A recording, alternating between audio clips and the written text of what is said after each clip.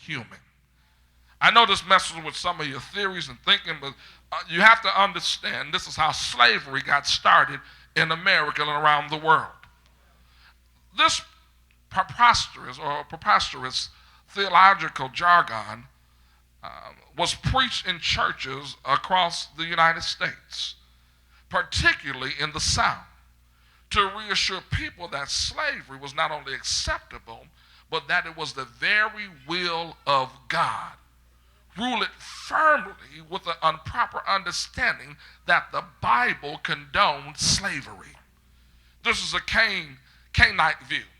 And anybody that was born from the lineage of Cain, who is the son of Adam and Eve, this is the viewpoint that was argued within the church. The Cainite view argues that Cain was born white, but after his unacceptable sacrifice and murder of his brother Abel in Genesis the 4th chapter, he was turned black as punishment. According to Jewish rabbis, they claimed because Cain offered an unacceptable sacrifice that the smoke from his unacceptable sacrifice blew back on him and made him black and caused all of his children to be born black. In another story, a rabbi says that God beat Cain with hail from the sky until he turned black. Stories varied. But it became a common Euro-American belief that God cursed and marked Cain by turning him into a black man. This is the Noah view. Noah had a son named Ham, and it can be traced to the writing suggestion later adopted by Jewish and Christian interpreters, especially among white Southerners before and during pre-Civil War. This view suggests that Ham, the son of Noah, violated God's supposed prohibition against mating on the ark. Because he could not resist the temptation to have sex and to do what God says, his punishment was to be turned black. Yet another teaching was that Ham was turned black as a result of Noah's curse. In Genesis, the 9th chapter, verses 18 through 20. So read it when you get home. You'll see how they misconstrue the Bible. In this view, because God cursed Ham, that curse was to go on all Ham's descendants, which are you and I, that we would all be black. And second, that we would be servants to white people forever. Can you see here the blatant attempt to interpret the Bible in a way that justifies the institution of black slavery? And many people's views are transformed through this old teaching, and they don't even know where it comes from. They think it's just racist, but it was taught in the church. This is a newer Hamite view. It is a 19th century view that holds that Ham and his descendants were all white rather than black, with the possible exception of Cush. The word Cush is a Hebrew word that means black one. Scholars, particularly in the 19th century in Germany, said that even if Cush were black in color, he must be regarded as a Caucasoid black. That means a mixed one. Light skin, amen. Amen. So y'all light skinned people really ain't black.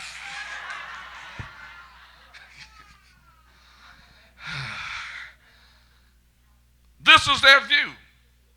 Negroes were not within the purview of the writers of the Bible.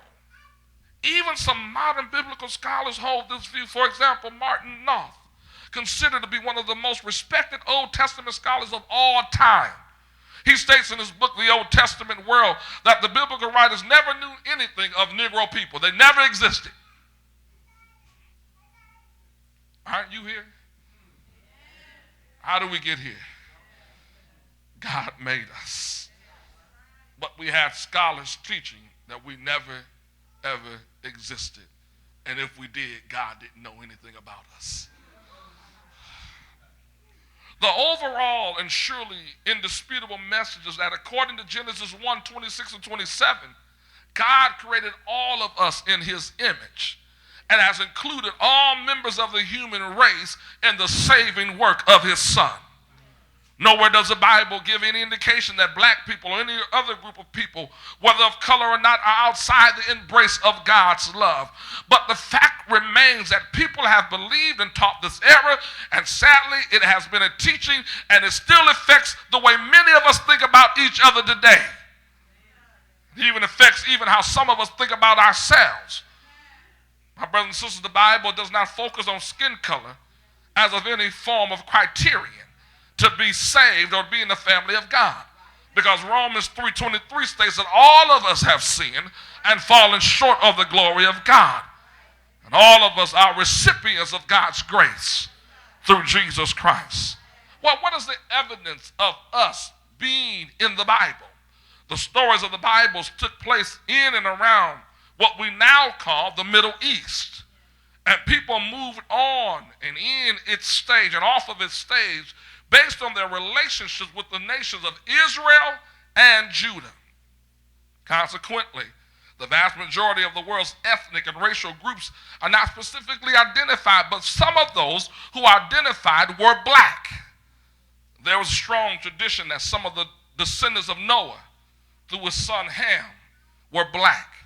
Ham had a son named Cush, which means black in Hebrew. Cush is the most common term designating color in reference to persons, people, or lands used in the Bible. It's used 58 times in the King James Version. The Greek and the Latin word is Ethiopia. And Ethiopia is in Africa. In classical literature, Greek and Roman authors described Ethiopians, all of them, as being black. Archaeology has found these people that lived in Ethiopia, this is outside of church, to be black. In Jeremiah 13:23, turn there if you would. I want to show you something. Jeremiah 13:23,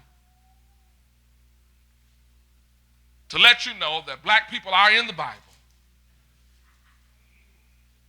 Evidence of our existence. And that God knows us and knows about us. Jeremiah 13:23.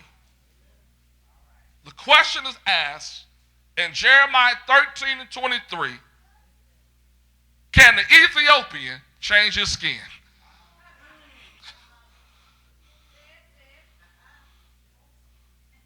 I want you to read that part when you get home. All that before that, it talked about curses and things coming upon people. And one of the things that people thought that if you did anything bad, that God would turn you black. But what about the black person that does something wrong? Can God change his skin? Lord, I wish y'all could help me preach this thing today. Think about that. If you did anything bad, God would punish you to make you black.